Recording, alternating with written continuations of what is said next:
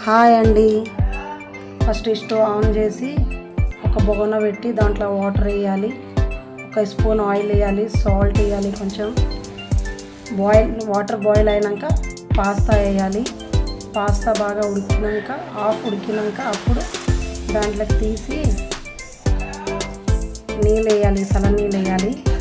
నీళ్ళు పడేసి మళ్ళీ ఆన్ చేసి మళ్ళీ బొగన పెట్టి ఆయిల్ వేసి ఆయిల్ వేడైనాక ఆనియన్స్ వేయాలి, ఆలు వేయాలి. కొంచెం ఆనియన్ ఫ్రై అయినాక ఆలు వేయాలి, ఆలుగడ్డలు, క్యారెట్, మళ్ళీ ధనియాల పౌడరు, మిరియాల పౌడరు,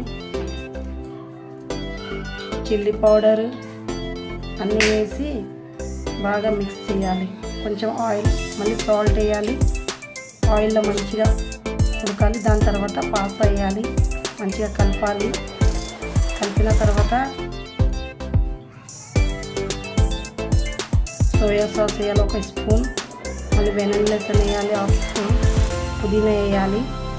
దాని తర్వాత మళ్ళీ కొంచెం బాగా కలపాలి. ఈ వీడియో మీకు నచ్చితే లైక్ చేయండి, సబ్స్క్రైబ్ చేయాలి, ప్లీజ్ సపోర్ట్ చేయండి, కమెంట్స్ చేయండి.